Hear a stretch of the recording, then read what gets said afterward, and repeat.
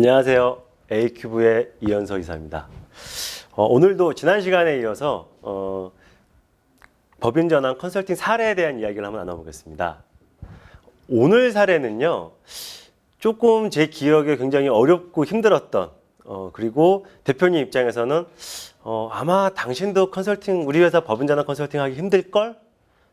우리 회사는 법인 전환 컨설팅이 어려운 업체이기 때문에 거의 포기야 라는 상태에서였는데 정말 힘겹게 잘 컨설팅을 하고 있고요.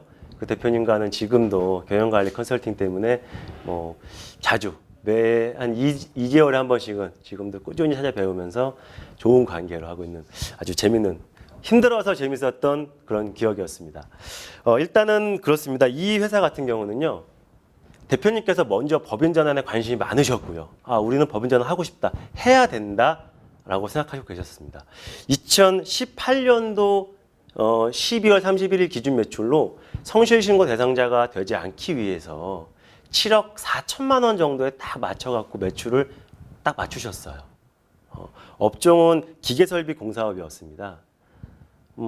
개인 사업자를 시작하시고 처음에는 면허 없이, 공사업 면허 없이 단순 하청업체로서 몇 년을 일을 하시다가 회사 내에 기계설비 공사를 하다 보니까는 기계설비와 관련된 몇몇 제품들을 직접 제작을 해서 설치 공사까지 하게 되다 보니까는 점점 규모도 커지고, 그리고 할 수 있는 영역도 넓어지고, 회사의 이익률도 좋아지고 해서 면허를 2년 전에 이제 취득을 하셨습니다.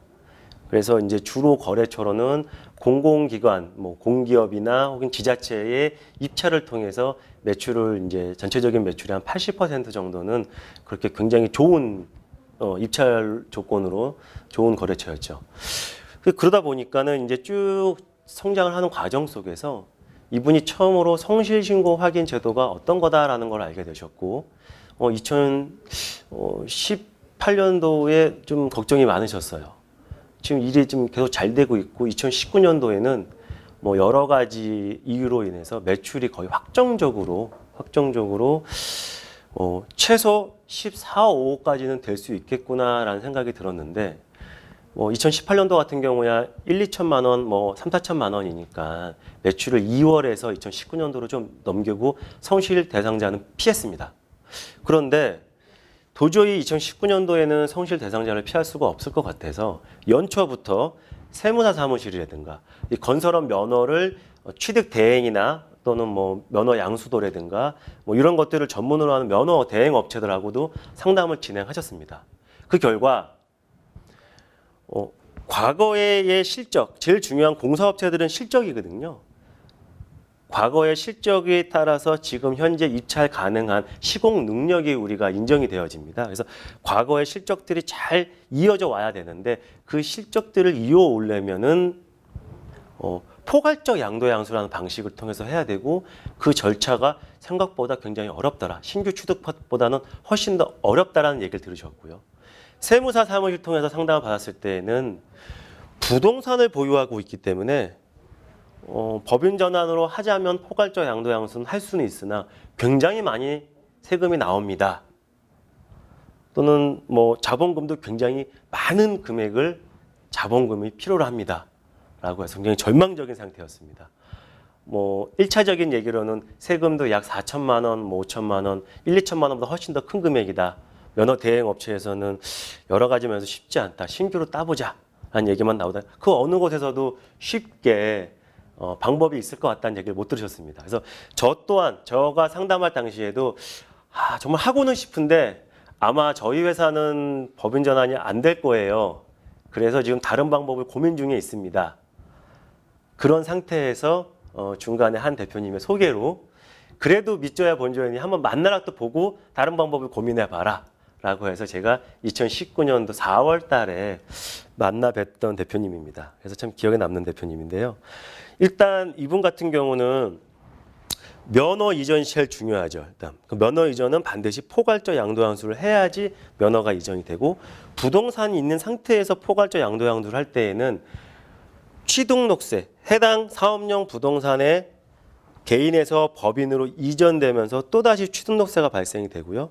지가의 상승이 있었다고 한다면 양도소득세가 발생됩니다. 그러면 그 금액이 적지 않은 금액입니다. 그래서 상담을 쭉 나누다 보니 재무제표 내용을 좀 항목별로 검토를 하고 해당 공사업에 전문 공사업이지 않습니까? 그 기준이 과거에는 자본금 기준이 2억에서 1억 5천으로 변경이 됐거든요. 몇 년 전에. 그래서 그런 부분들을 잘 1차적으로 검토를 해보다 보니 일반적인 포괄적 양도양수가 아니라 어차피 1.5억 이상의 자본금을 필요로 한다는 가정하에 봤을 때에 충분하게 자산과 부채의 내용을 잘 꼼꼼하게 점검하고 추가 조정 작업을 한다고 한다면 분명하게 세 감면 포괄 양도 양수로 진행이 가능할 것 같았고요. 또 하나가 면허를 이전할 때 양도 양수 각각의 사업자별로 건설업 기업 진단을 받아야 되는데 A와 B가 다른 업체가 아니라 A라는 한 업체가 개인 사업자로 있다가 법인으로 그대로 넘어가다 보니 기업 진단서를 각각 발급받는 조건이 굉장히 어려웠었습니다. 그런데 이 건설업 기업 진단을 가장 핵심은 실질 자본금에 대한 부분입니다. 이 회사는 사업용 부동산이 사업용이다 보니 그 사업용 부동산을 통한 건설업 기업 진단을 뛸 때 실제 자본화시킬 수 있는 방법이 있다는 것도 확인이 됐습니다. 그래서 이 사례 같은 경우는요. 지금 각각의 전문가분들하고 대표님이 사전 상담을 충분히 했습니다. 그런데 그 상담하던 분들이 각각의 본인 분야에서만 전문가다 보니까는 이런 것들을 복합적으로 상호 연계를 해서 종합적으로 판정을 내리거나 대표님 입장에서 쉽게 혹은 현실성 있게 갈 수 있는 방법에 대한 모든 복합적인 검토가 이루어지지 않았던 아주 안타까운 경우였습니다.